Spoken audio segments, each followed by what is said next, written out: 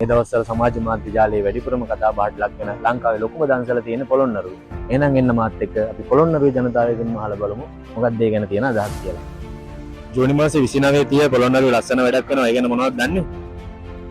29 තිය අපේ ඩත්ලි මාත්‍යාගේ දෙන ලොකුම ලංකාවේ ලොකුම දන්සල දෙන්නේ දාට අපිත් දෙනවා ලංකාවේ හැමෝටම ආරාධනා කරනවා එන්න කියලා. මල්ලි පොඩ්ඩක් කතා කරන්න පුළුවන්ද? පුළුවන්. බාස්මති වලින්ද ෆ්‍රයිඩ් රයිස් කන්නාස අරලිය කීරි සම්බ වලින්ද ෆ්‍රයිඩ් රයිස් කන්නාස අරලිය කීරි සම්බා. නියම කොල්ලෙක්. ඉතින් මේ තව දවස් කීපයකින් දවස් දෙකක් බඩ බැලෙන්න හොඳට කීරි සම්බ වලින් ෆ්‍රයිඩ් රයිස් කන්න පුළුවන්. ඩඩ්ලි මාත්‍යාගේ දන්සල තියෙනවානේ. ඉතින් ඒ සම්බන්ධයෙන් ඔයාලට මොනවද තියෙන අදහස්? ඇත්තටම සතුටුයි ලංකාවේ තාම දානමාන කියන ස්ටෝර් විතර. සතුටුයි. මල්ලි චුට්ටක් කතා කරන්න පුළුවන්ද?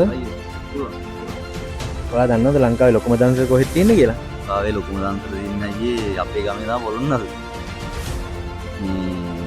දක්ෂි මහත්තයා දෙන දන්සල පොළොන්නරුවේ හැම්පාරම තියෙන්නේ. අරලිය කීරි සම්බ ෆ්‍රයිඩ් රයිස් දන්සල. අන්න හරි නියමයි.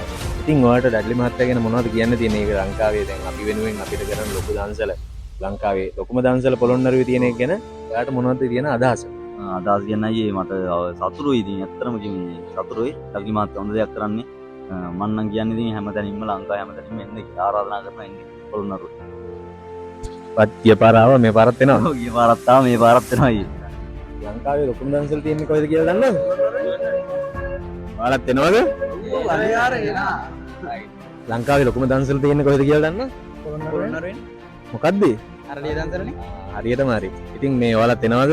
අනිවාර්යෙන් එනවා. අනිවාර්යෙන් එනවා. ලංකාවේ අංක 1 දන්සල වෙන අරලිය කිරිසම්බ ෆ්‍රයිඩ් රයිස් දන්සල ගැන පොළොන්නරුවේ ජනතාව අතර තියෙන මතය ඔන්න ඕක තමයි. එහෙනම් හැමෝටම ජය වේවා.